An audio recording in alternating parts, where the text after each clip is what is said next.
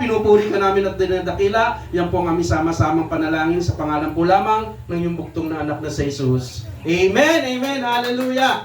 Praise God! So, mapalad. May mga tao po tayo, may mga bisita po tayo. At salamat po sa Panginoon dahil naniniwala po tayo na ang kanyang gawain ay patuloy niyang palalaguhin. Amen! So, ngayon, ang araw, ang ating topic is about ang title natin, The Faith, Faith that stand firm in trials. Okay? Sino bang dumaranas ng mga trials? Lahat tayo, di ba? Lahat tayo dumaranas ng pagsubok. Sabi nga, ang pananampalataya ay faith that stands firm in trials. Ang ating pananampalataya ay nagiging matatag sa pamamagitan ng ng mga pagsubok sa buhay. Yan ang tatandaan natin. Ano ba yung mga pagsubok na yan? Kasi lahat tayo ay dumaranas sa iba't ibang pagsubok. Ano ba yan? Problema, family problem, di ba? Ano ba yan? Financial problem. Lahat yan, dinaranas natin. Ano pa? Physical problem, yung pagkakasakit, mga karamdaman sa physical, nararanasan natin yan. Ano pa? Pag-uusig. Condemnation, inuusig tayo about sa ating pananampalataya. Iyan ay nagiging problema natin. At kadalasan, kung hindi tayo binibigyan ng katatagan ng Diyos, ay tayo ay give up sa mga problemang ito. Pero pasalamat tayo dahil mapalad tayo na nakakarinig ng salita na sa kabila ng mga pagsubok, tayo ay kanyang pinapatatag. Amen? So, bago tayo magsimula, ang sabi ko nga, ang title ng, ulitin ko yung title natin, Faith that stand firm in trials. So, basahin muna natin ang ating main text bago tayo magpatuloy. Sabi dito, open natin ang ating Bible sa James or Santiago, chapter 1, verse 2 to 8. Basahin po natin. Kung meron kayong Bible, sabayan niyo po ako. Tagalog, sabi dito, verse 2, Mga kapatid, magalak kayo kapag kayo'y dumaranas ng iba't ibang uri ng pagsubok. Dapat ninyong malaman na napatatatag ang ating pananampalataya sa pamamagitan ng mga pagsubok. At dapat kayong magpakatatag hanggang wakas upang kayo'y maging ganap at walang pagkukulang. Ngunit kung ang sino man sa inyo ay kulang sa karunungan, humingi siya sa Diyos at siya'y bibigyan. Sapagkat ang Diyos na nagbibigay ng sagana at di nanunumbat. Subalit, ang humihingi ay dapat magtiwala sa Diyos at huwag mag-alinlangan. Sapagkat ang nag-aalinlangan ay parang alon sa dagat na itinataboy ng hangin kahit saan. Huwag umasang tatanggap ng anuman mula sa Panginoon ang taong pabago-bago ang isip at di alam kung ano talaga ang nais niya. Purihin ang Panginoon sa pagbasa ng kanyang salita. Dito pa lang sa ating teksto, makikita na natin ang mensahe na ibinibigay sa atin ng Panginoon. Okay? Lahat tayo dumaranas ng trial, dumaranas tayo ng pagsubok, pero sabi, magalak. Mayroon pang ganyan, sabi sa atin, magalak kayo. May problema nga, magalak pa. Okay? Ang kagalakan dito na sinasabi dito ay sa kabila ng pagsubok at problema, magalak kayo. Bakit? May Diyos na magbibigay sa inyo ng lakas sa atin upang sa kabila ng pagsubok, ito'y ating mapagtagumpayan. Amen? Yan ang ating tatandaan. Kaya sabi ko nga kanina, ang dinaranas natin ay problema natin, maaring marital problem, di ba? Personal problem, family problem, lahat yan pinagdadaanan natin. Physical problem, okay? Pinagdadaanan natin yan. So, dapat magalak daw tayo sa kabila ng mga bagay na yan. Bakit? Dahil may Diyos na nagbibigay ng lakas sa kabila ng lahat ng mga pagsubok na yan. Mga bagay na hindi natin naiintindihan kung minsan. Kasi minsan parang pag dumaranas tayo ng pagsubok, minsan sinasabi natin na tayo ay pinaparusahan ng ating Panginoon. Minsan iniisip natin, kaya siguro ito yung nararanasan ko dahil ang Diyos ay galit na sa akin sa mga nagagawa kong kasalanan. Mali po yan. Kasi dapat nating maunawaan na sa kanyang pagkamatay sa krus, wala nang condemnation. Wala nang kahatulan sa atin dahil ang Panginoong Hesus na ang hinatulan sa krus. Anong tinanggap natin? Kaligtasan. Kaya bilang kanyang anak at bilang mananampalataya, dapat nating maunawaan na sa kabila ng pagsubok, hindi tayo pinaparusahan, Bagkus tayo ay itinitrain ng Diyos para maging matatag at tumibay ang ating pananampalataya. Amen? Yan po ang nais ng Diyos. Tandaan natin, wala nang parusa. Wala nang hindi na galit ang Diyos sa atin. Inaalaw niya ang mga pagsubok at trial para maging matatag tayo sa lahat ng kanyang lahat sa ating pananampalataya. Amen? Yan ang nais na ng Diyos sa atin. Minsan, nagtatanong tayo, Lord, bakit po? Lord, bakit ako? Ba't hindi na lang yung iba? Ba't ang iba naman hindi naman sumasamba sa iyo, hindi naman nananampalataya? Bakit hindi sila? Bakit ako pa? Yan ang minsan magiging tanong natin sa ating buhay. Pero ang sagot ni James diyan, count it all joy. Magalak kayo sa mga pagsubok na inyong dinaranas. Amen? Kaya kasi pag nagagala ka sa kabila ng pagsubok, iyan ang patunay na ikaw ay mayroong matibay na pananampalataya sa ating Panginoon. Hallelujah. Kaya nga, hindi ibig sabihin na ay may problema ako, dapat tayo magsaya. Halika kayo, may problema ako, magsaya tayo. Hindi yan ang ibig sabihin. Sa kabila ng problema, maggalak ka, masaya ka, dahil alam mo, ang Diyos ang nagbibigay sa inyo ng lakas para mapagtagumpayan ang lahat ng ating problema. Amen? Kaya, sabi nga, huwag niyong ulitin natin na walang condemnation sa ating buhay. Sabi sa Romans 8:1, kaya nga hindi nakakatulang maparusahan ang mga taong nakipag-isa na kay Kristo. Once na tinanggap mo si Kristo at nakipag-isa ka na, wala nang hatol pa na ibibigay sa iyo. Dahil ang Diyos ay hinatulan na para sa iyo. Amen? Ang kailangan lang natin lakaran kung ano man ang pinapalakaran ng Diyos. Okay? Kaya nga ang pagsubok ay hindi ito parusa, kundi ito ay pagkakataon upang makita ang ang katapatan natin kay Kristo na ating Panginoon na tagapagligtas. Amen! Kaya dito sinulat ito ni Pablo para maunawaan natin bakit sinabi niya ng maggalak. Sinulat ito ni Pablo sa mga mananampalataya na dumaranas noon ng tribulation. Kasi nung panahon na iyon, matinding pagsubok ang dinadanas ng mga Hudyo noon dahil sa pagpapahirap ng government. Nawawalan sila ng tahanan, nawalan sila ng kabuhayan, puro kahirapan ang dumaranas sa kanila. Kaya itong aklat ng James na ito ay talagang kawalan ng pag-asa. Tapos naniniwala pa ang mga tao noon, yung mga Hudyo noon, na kaya sila naghihirap ay dahil pinaparusahan sila ng Diyos. Pero si Pablo, ang sinabi niya dito, pinalakas niya ang loob ng mga tao nung panahon na yon. At itong salita na yan, dumarating din sa atin. Lahat ba tayo dumaranas din ng pagsubok ngayon? Dumaranas ba tayo ng pagkukulang? Kaya ang mensaheng ito ay para din sa atin. Hindi lang ito para sa mga Hudyo na kausap ni Pablo noon, kundi para sa atin. Kasi ngayon man ay dumaranas din tayo ng pagsubok. Pero ang sabi niya, count it all joy. Magalak tayo sa lahat ng pagsubok na ating dinaranas. Amen? Kaya nga si James ay patuloy na pinapalakas ang loob natin sa kasalukuyan upang huwag tayong panghinaan. May 3 puntos tayo na dapat nating maunawaan. Una, sabi dito, trials develop spiritual maturity. Sabi dito, ang mga pagsubok daw ay nagpapalago sa ating spiritual na pamumuhay. Kaya ang pagsubok na iyan, huwag nating tingnan parusa. Ito ay ginagamit ng Diyos upang tumatag ang ating pananampalataya. Okay? So, trials develop spiritual maturity. Okay? Pinapalago ang ating spiritual na pamumuhay. Sabi, balikan ko natin ang verse, sabi dito sa Santiago 1:2-4, mga kapatid, magalak kayo kapag kayo dumaranas ng iba't ibang uri ng pagsubok.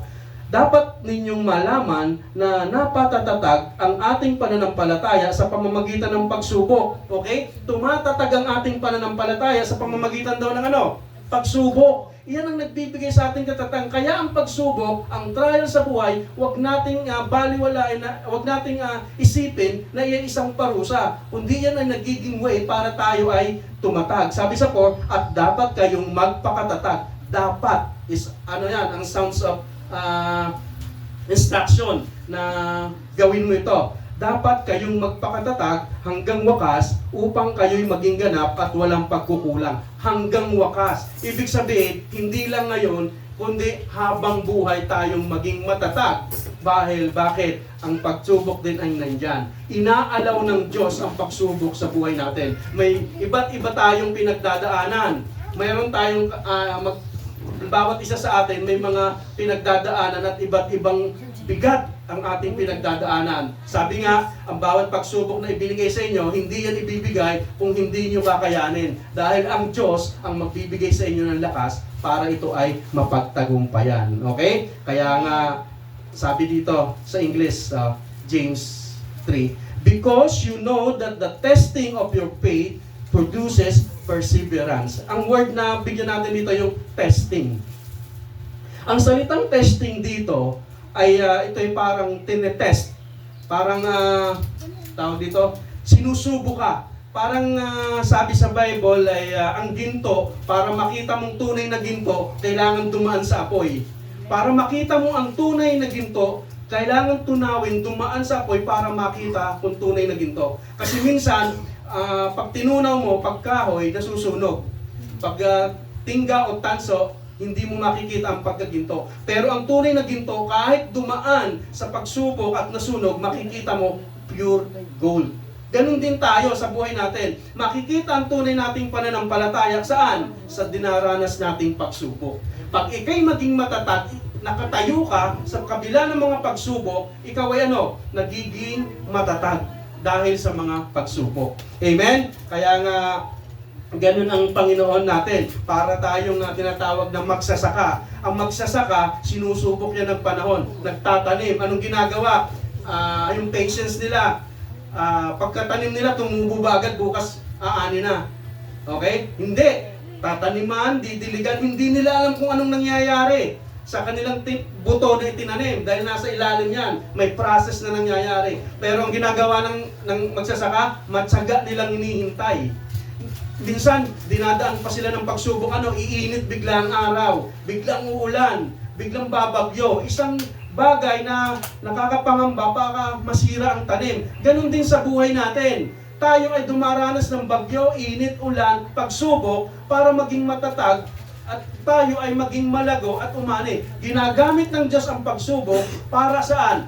Para tayo ay lumago. Amen? Tumatag ang ating pananampalataya. Kaya napakabuti ng Diyos sa atin. Kaya nga, ang mga trials, minsan, mga bagay na akala natin ay pinaparusahan tayo, yung pala, ay sinetesting lang tayo ng Diyos. Sabi dito sa Romans 5:3-4, sabi, hindi lamang iyan, ikinagagalak din natin ang mga kahirapang ating tinitiis dahil alam nating ito'y nagbubunga ng pagtsatsaga.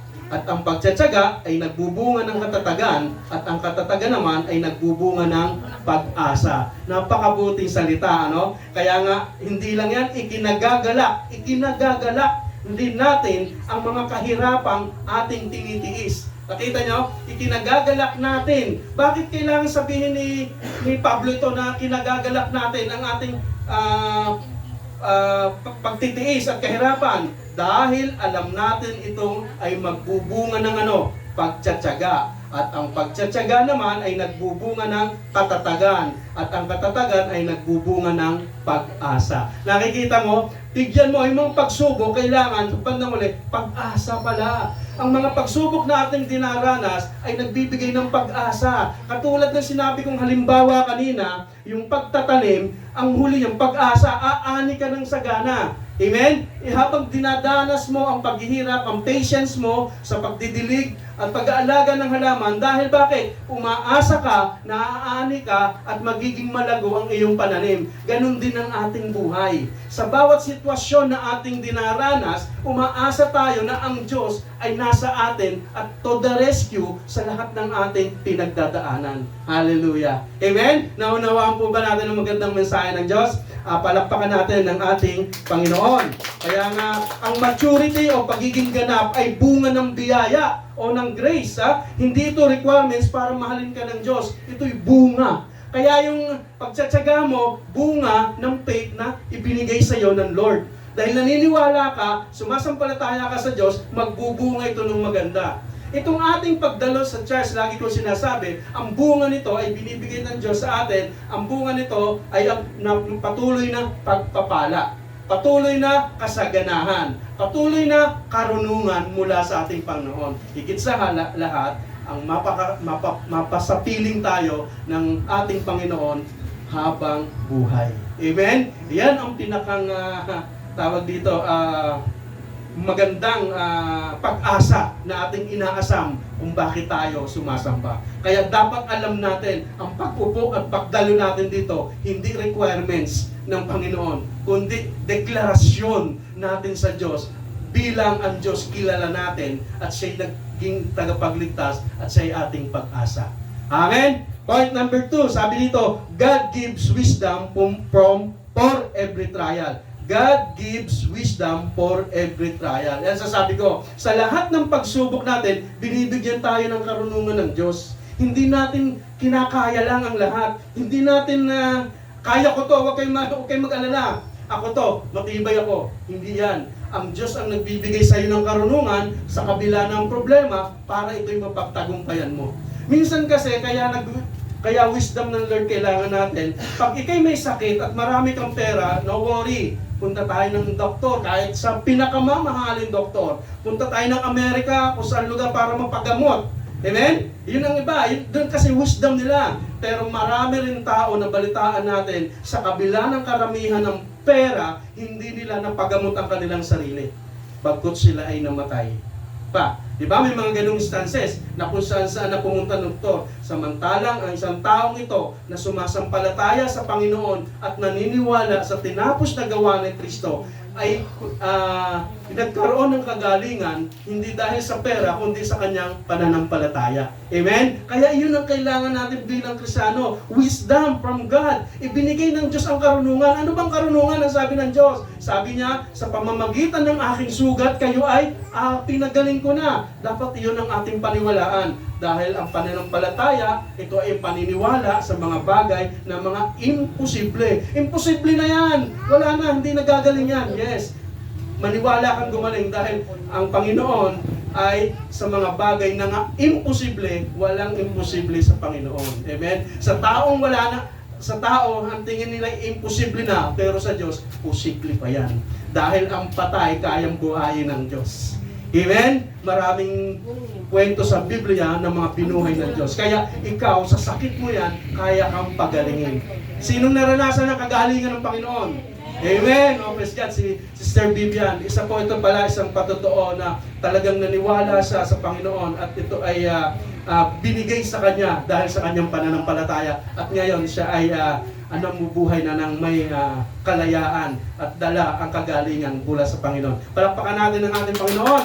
Napakabuti ng paano. Kaya tatandaan natin kung paano tayo sumampalataya at naniwala sa Panginoon, magpatuloy lang tayo. Kasi sabi niya hanggang wakas. Hindi ngayon lang, hindi bukas lang, hindi next year lang, kundi all the time. Habang tayo humihinga, habang tayo may buhay, ibigay natin ang ating puso sa paglilingkod sa ating Panginoon. God gives wisdom from every trial. Kasi sabi dito, balikan natin.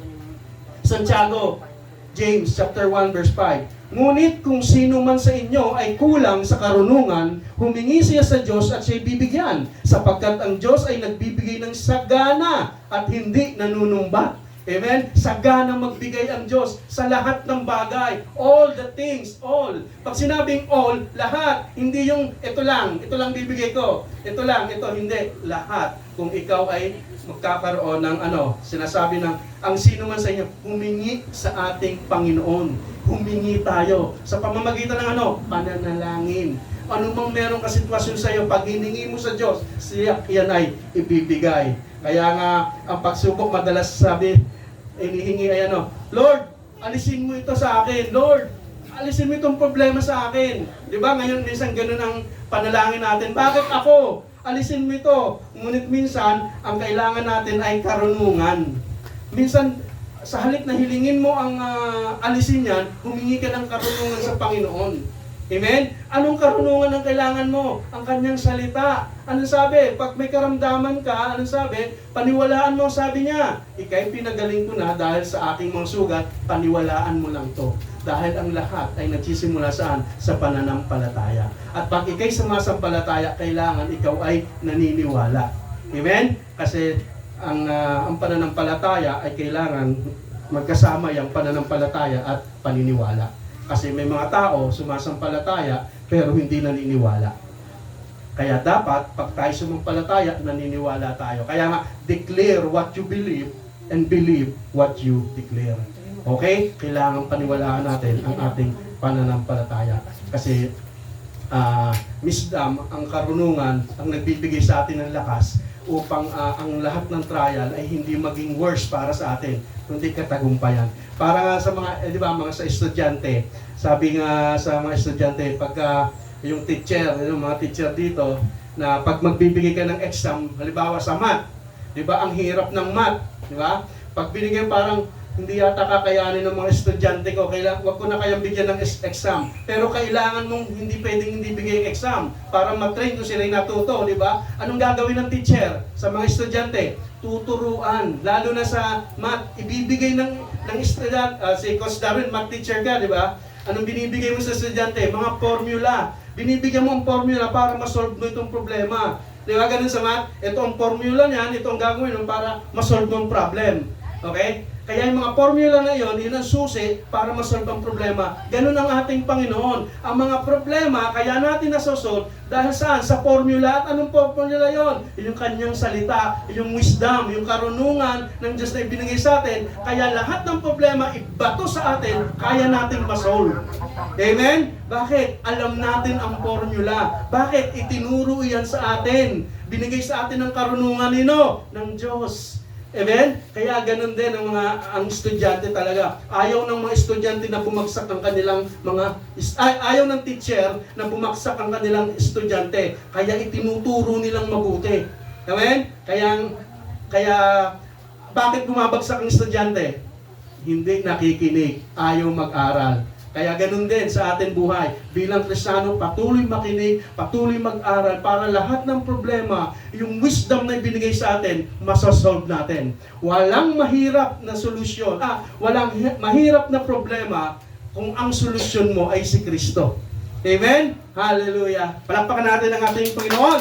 Napakabuti ng ating Panginoon. Kaya nga sabi sa Kawikaan chapter 2 verse 6, sapagkat si Yahweh ang nagkakaloob ng karunungan, sa bibig niya ang kaalaman ay tunay na bumubukal. Amen? Ayun salita ng Diyos. Sabi daw, ulitin ko. Sapagkat si Yahweh ang nagkakaloob ng karunungan, wisdom coming from God. Ang salita ng Diyos, na ang karunungan ang galing sa Diyos, ano daw? Sa bibig niya ay sapagkat si Yahweh ang nagbigay ng karunungan, sa bibig niya ang kalaman at unawa ay bumubukal. Pag ang karunungan ng Diyos na ibinigay sa atin, sa lumalabas sa ating bibig, ay galing sa Diyos na karunungan. Amen? Hindi sarili nating karunungan, kundi wisdom coming from our God na ibinigay sa atin. Okay? Binigyan tayo ng karunungan ng Diyos. Kaya lahat ng lumalabas sa ating bibig ay salita ng Diyos na nagbibigay ng lakas sa ating kapwa. Amen? Kaya nga, nagkakaroon tayo ng encouragement, na-encourage natin ang ating kapwa. At ang encouragement na yun ay galing sa Diyos. Amen? Kaya tatanda natin, yung karunungan na galing sa Diyos. Amen? Kaya nga, sabi ng ating Panginoon, sabi ni James sa English, if any of you lack wisdom, you should ask God who give generously to all without finding fault, and it will give it to you. Sinabi niya, generously all, lahat. Pag sinabing lahat, kanina sinabi ko pa, pag sinabing lahat, ibinigay, hindi ron sa, ikaw ang deserve mo, ito sa'yo, itong bibigay ko dahil deserve mo. Hindi, para sa lahat. Kasi ang karunungan na galing sa Diyos ay para sa lahat. Kahit ikaw ang pinakamahina, kahit ikaw hindi marunong, pag ang Diyos ibinigay sa iyong karunungan, lahat ibibigay sa atin yan. Amen? Kaya nga, magpatuloy tayong, sabi nga, let us therefore come boldly unto throne of the grace of God. Talay lumapit tayo buong puso tayong lumapit sa ating Panginoon. Okay? Sabi dito sa Hebrew 4:16, kaya't huwag tayong mag-atubiling lumapit sa trono ng mahabaging Diyos upang makamtan natin ang habag at pagpapala na tutulong sa atin sa panahon ng ating pangangailangan. Ang habag ng Diyos ang tutulong sa atin sa oras ng ating mga pangangailangan. Tandaan natin, ang Diyos lang ang magbibigay sa atin ng comfort sa lahat ng ating pangangailangan. Kaya lumapit tayo boldly. O ibig sabihin ng boldly, huwag tayong mag-atubiling lumapit sa Diyos. Ibigay natin ang ating heart. Huwag na tayong mag-alinlangan. Kung tayo naniniwala, sumampalataya tayo na ito'y matatanggap natin. Dahil ang Diyos ay tapat sa kanyang pangako. Amen? Hallelujah. Kaya dapat nating tatandaan, ang Diyos lang. Sabi nga sa point number 2, sabi, He gives wisdom for every trial. Kaya tanda natin, binibigyan tayo ng karunungan ng Diyos sa bawat trial na ating nararanasan. Point number 3. Sabi dito, faith rests in God's goodness. Faith rests in God's goodness. Sabi sa Tagalog, ang pananampalataya ay nagpapahinga at nagtitiwala sa kabutihan ng Diyos. Ang pagpapahinga dito at ang pagtitiwala sa Diyos ay dahil sa ating pananampalataya. Okay? Kaya ang pananampalataya natin, rest in God goodness. Okay? Nagkakaroon tayo ng kapahingahan dahil sa ating hindi tayo nape-pressure. Sabi, lumapit kayo sa aking mga napapagal. Diba? Sabi niya, pasanan nyo ang aking krus at sumunod sa akin. Dahil ang aking krus ay hindi mabigat dalhin. Kaya nga ibigay natin sa Lord, kung ano man ang kabigatan natin, ibigay natin sa Kanya. Kaya nga sabi ko, pag pupunta kayo dito sa church, sabi nga may nagsasabi kasi, pagdalo natin sa church, iwanan nyo sa bahay ang mga problema nyo. Iwanan nyo, pumunta kayo sa simbahan at iwanan nyo ang problema sa bahay. Mali po yun. Dalhin nyo ang mga problema mo, ibigay nyo sa Panginoon. Kasi pag iniwanan mo yan sa bahay, pag uwi mo, nandun na ang problema. Pagpasok mo ng pinto, sabihin ng mga problema sa'yo, kakaway pa. Ay, andito na naman ako. Kaya pagbalik mo, ano ang problema? Problema na naman, ayan na naman. Kaya ibigay natin sa Lord. Pag pupunta sa church, dalhin mo lahat ng problema mo. Dalhin mo, ibigay mo sa Lord. Amen? Hallelujah. Kasi wag mong iwanan sa bahay. Kasi pagbalik mo, andun na naman yon. Amen? Ibigay mo kay Lord. At siya ang bahala. Amen? Hallelujah. Okay. Isang pabirong salita, pero yun ang katotohanan. Ibigay natin. Kasi sabi ng Lord, ibigay mo sa akin kayong mga nakabibigatan. Amen? Ibigay natin sa Lord. Hallelujah. Kaya, faith rests in God's goodness. Sabi sa Santiago 1:6-8, ang last verse natin, kaya nga sabi, ibigay natin sa Lord. Dapat buong puso. Sabi, verse 6, subalit ang humihingi ay dapat nagtitiwala sa Diyos at huwag mag-alinlangan. Okay, no doubt. Huwag ka na mag-alinlangan. Pag humingi ka, magtiwala ka at huwag ka na mag-alinlangan. Sapagkat ang nag-alinlangan ay parang alon sa dagat na itinataboy ng hangin kahit saan. Huwag umasang tatanggap ng anuman mula sa Panginoon ang taong pagbago-bago ng isip, hindi talaga alam kung ano ang nais niya. Pag naniwala ka, iyon na. Huwag ka nang pababaga, teka, wala namang masama siguro. Pag sinubukan, wala masama. Wala namang masama siguro, tingnan ko na lang. Huwag na lang. Mga ganon. Pag sinabi mo at naniwala ka kay Kristo, ikay pinagaling na, paniwalaan mo, ikay magaling na. Amen? Pag pinawalaan mong ikay pinatawad na, maniwala kang pinatawad ka na. Pag sinabi mong ikay pinagpala na ng Diyos, pinagpala ka na. Huwag mong tingnan ang sitwasyon ng buhay mo. Tingnan mo ang sinabi ng Panginoon sa'yo at magmamanifest yan. Amen? Dahil ang pananampalataya ang nagbibigay sa atin ng lakas upang masabi natin na ang inaasam natin ay makakamtan natin. Kasi ang pananampalataya ay paniniwala sa mga bagay na hindi nakikita. Lahat ng imposible ay posible sa ating Panginoon. Sa nakikita natin, imposible, pero sa Panginoon, walang imposible. Hallelujah. Kaya ganyan kabuti ang ating Panginoon. Huwag na tayong pabago-bago ng isip. Manampalataya tayo at ibigay natin ang ating buong pusong paglilingkod sa ating Panginoon. At pag naranasan natin yung kagalingan na yon, ano ba ang dahilan para hindi tayo magpatuloy? Amen? Ano ba ang dahilan para hindi tayo ibigay ang ating buong pusong paglilingkod sa Panginoon? Amen? Kaya dapat natin tatandaan, nangyayari lang ang lahat ng bagay sa mga taong may pananampalataya.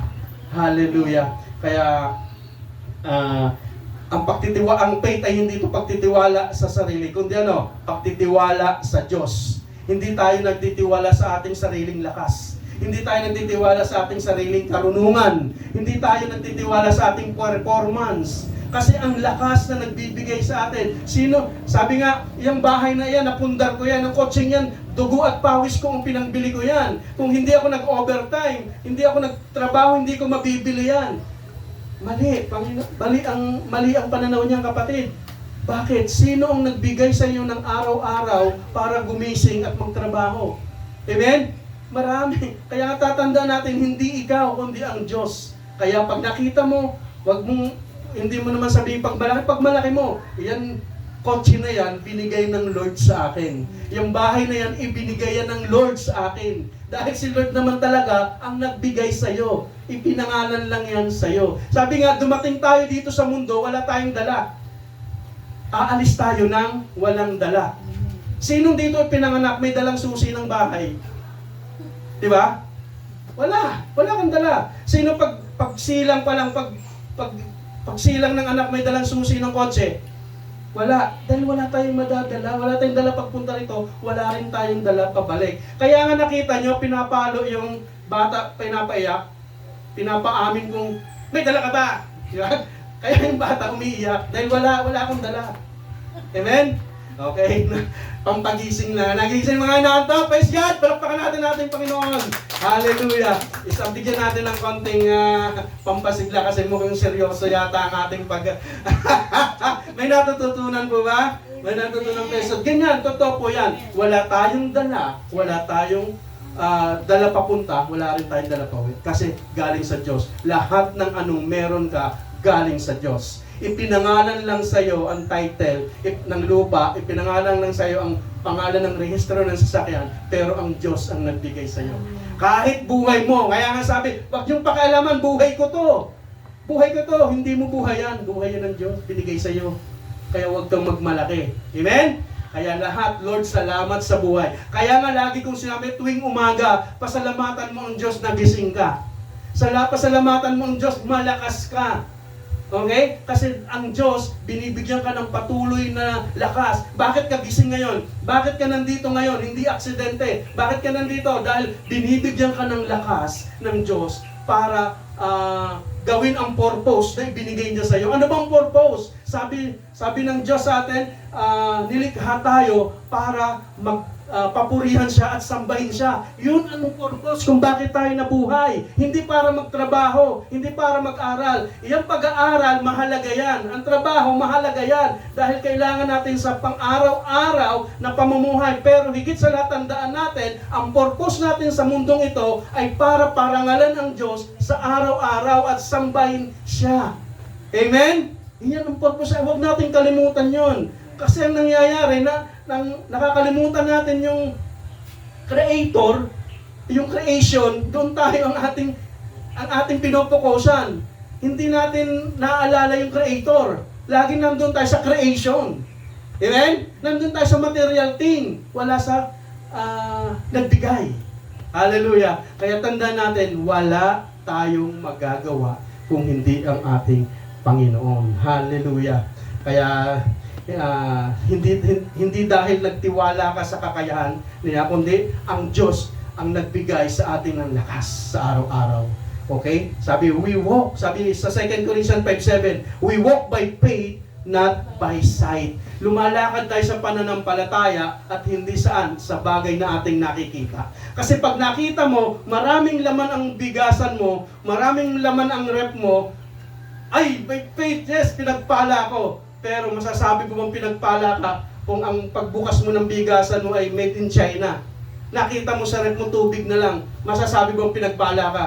Pero sabi ni Pap na James, sa kabila ng pagsubok, magalak ka dahil sa kabila ng kagalakan, ang Diyos ang magpo-provide ng iyong mga pangangailangan. Amen. Magtiwala ka lang. Hallelujah. Kaya nga, sabi ng Panginoon, lagi tayong ituon natin ang ating mata, ang ating paningin sa Diyos. Sabi sa Hebreo 12:2, ituon natin ang ating paningin kay Jesus na siyang pinagmumulan at kabuuan ng ating pananampalataya. Dahil sa kagalakang naghihintay sa Kanya, hindi niya kinahiya ang mamatay sa krus.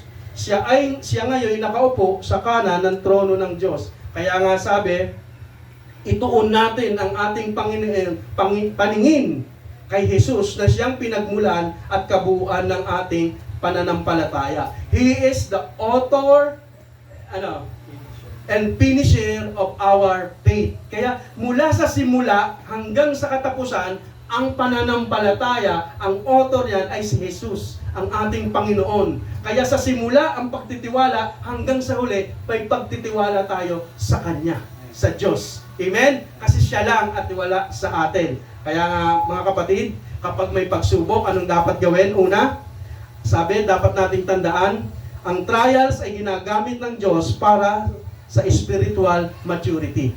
Ginagamit yan para mag-mature tayo, yung mga pagsubok na yan. Hindi para patunayan ang kanyang galit. Dahil no condemnation na. Hindi siya galit sa atin. Pag dumaranas ka ng pagsubok, hindi siya galit. Kundi patunayan, ang trials ay patunay na magkaroon tayo ng spiritual maturity. Pangalawa, ang Diyos ay nagbibigay ng wisdom. Hindi ka niya iniiwan sa gitna ng laban. Sa kabila ng problema, binibigyan ng karunungan para ma-resolve mo ang lahat ng mga pagsubok na yan. Hallelujah. Pangatlo, ang pananampalataya ay nagpapahinga sa kabutihan ng Diyos. Lahat, ang pananampalataya mo ay binibigyan ka ng kapahingahan. Binibigyan ka ng relax na buhay. Dahil saan? Sa kabutihan ng Diyos. Hindi ka kailangang mag-relax sa kabila ng problema, kundi kapayapaan. Okay? Sabi nga kanina, ang kapayapaan ng Diyos na nasa atin ang nagbibigay sa atin ng lakas sa araw-araw. Hindi sa sariling kakayahan, kundi sa kakayahan na ibinigay ng Diyos sa atin. Okay? Hallelujah. Kaya tandaan natin mga kapatid, sabi dito, declare natin lagi, sabi, I may be in trials, but I am still loved, accepted, and secured in Christ. God's grace is sufficient for me, and His wisdom will guide me through every situation. Sa Tagalog, sabi dito, maaaring dumaraan ako sa pagsubok, ngunit ako ay minahal, tinanggap at ligtas kay Kristo, sapat sa akin ang biyaya ng Diyos at ang Kanyang karunungan ang gagabay sa akin sa bawat sitwasyon ng buhay. Hallelujah. Amen? Kaya dapat natin tandaan, sapat ang biyaya ng Diyos. Hallelujah. Sapat. Sabi nga last verse, 2 Corinthians 12:9, ganito ang kanyang sagot, ang pagpapala ko ay sapat sa lahat ng pangangailangan mo. Lalong nahahayag ang aking kapangyarihan kung ikaw ay mahina, kaya buong galak kong ipagmamalaki ang aking mga kahinaan upang lalo kong madama ang kapangyarihan ni Kristo. Bakit sinabi ito ni Pablo? Si Pablo ng time na yun ay dumaranas ng pagsubok. Pero sabi niya ni Pablo, hiniling niya na tanggalin ito sa kanyang tinik, sa kanya. Pero ang sagot ng Diyos, sapat ang aking biyaya. Kaya tayo man ngayon, dumaranas man tayo ng pagsubok, tandaan natin, sapat ang biyaya ng Diyos. Hallelujah. Amen? Meron po ba tayong naunawaan? Praise God! Salamat sa ating Panginoon. Palakpakan natin ang ating Panginoon. Tayo ay manalangin. Hallelujah.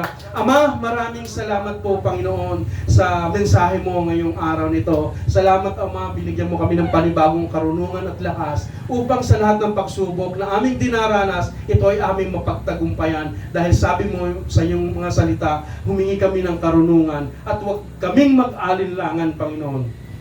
dahil ikaw ang Diyos na nagbibigay sa amin ng proteksyon, nagbibigay sa amin ng karunungan, nagbibigay sa amin ng lakas upang mapagtagumpayan ang mga pagsubok na aming nararanasan. Salamat Ama, ang salita mo ay tatanim sa puso ng bawat isa, lalago, mamumuhat, kanilang magiging kapakinabangan at hindi lang nila, kundi ng bawat sambayanan na kanilang kinakabilangan, Panginoon. Salamat Ama sa mensahe mong ngayong araw na ito. Salamat po Lord na magbigay ito ng kaluguran sa iyo at ang lahat ng aming natutunan ay magkaroon ng katagumpayan at maipakita namin sa pamamagitan ng aming mga kinikilos at ginagawa, Panginoon. Salamat Ama, pinupuri ka namin at dinadakila. Yan po ang aming sama-samang panalangin sa pangalan ni Jesus. Amen, amen, amen. Hallelujah.